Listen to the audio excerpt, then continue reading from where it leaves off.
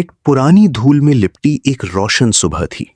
दक्कन की धरती पर महलों की छतों से सूरज उतर रहा था और उसी रोशनी में एक ऐसा हीरा चमक रहा था जिसके बारे में कहा गया कि यह सिर्फ गहना नहीं बल्कि तकदीर का दरवाजा था।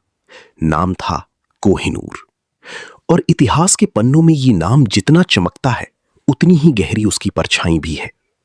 साल था 17वीं शताब्दी का भारत, जब साम्राज्य तलवार की नोक पर बनते और मिटते थे, जब बादशाहों की आंखों में सत्ता का नूर और दिल में डर दोनों एक साथ रहते थे।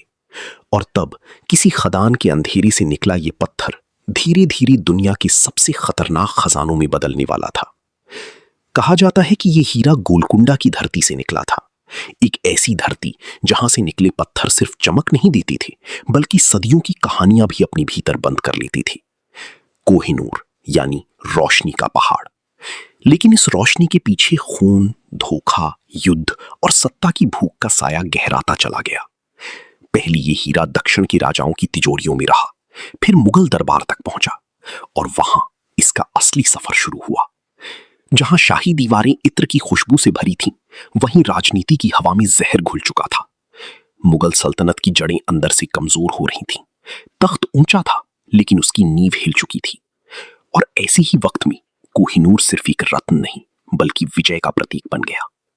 80 डिग्रीज फ़ारेनहाइट एंड सनी। ये हीरा कभी मयूर सिंहासन की शोभा बना। सोने, मीनाकारी और बेशुमार जड़ाऊ सजावट के बीच ये पत्थर ऐसे चमकता था जैसे किसी बादशाह की आंखों में आखिरी उम्मीद।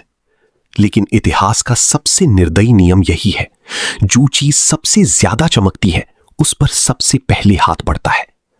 और फिर आया वो तूफान जिसने भारत की तकदीर को झकझोर दिया।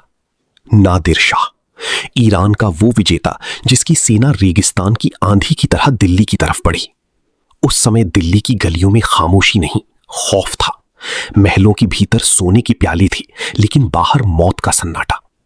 जब नादिर शाह ने दिल्ली में प्रवेश किया तो वो केवल शहर नहीं लूट रहा था, वो एक पूरे युग की आत्मा को नोच रहा था। कहा जाता है कि कोहिनूर उसी दौर में उसके हाथ लगा और जब उसने ये हीरा देखा तो उसकी आंखों में लालच नहीं, विजय की आग थी। ये वो पल था जब कोहिनूर ने भारत की धरती से बाहर अपना सफर शुरू किया।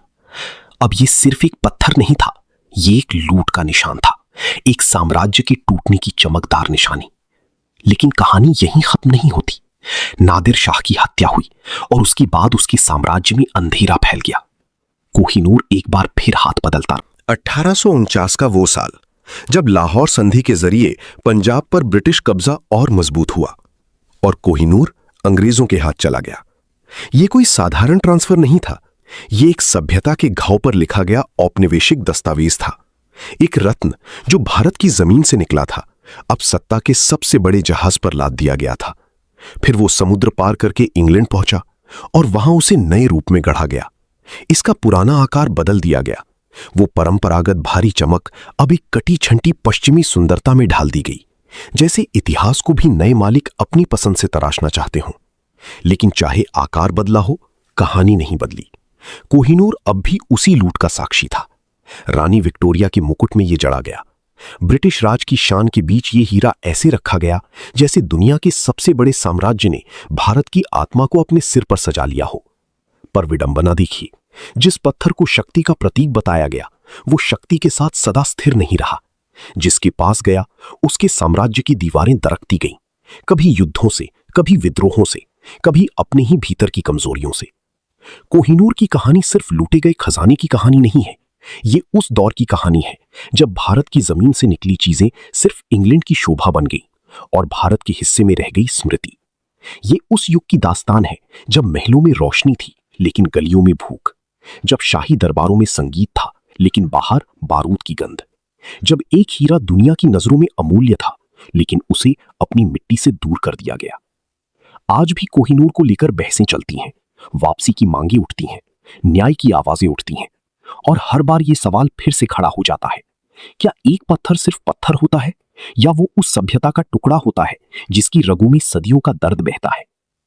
कोहिनूर अब भी चमकता है, वो ताज में जड़ा है, कांच के पीछे सुरक्षित है और दुनिया उसे देखती है।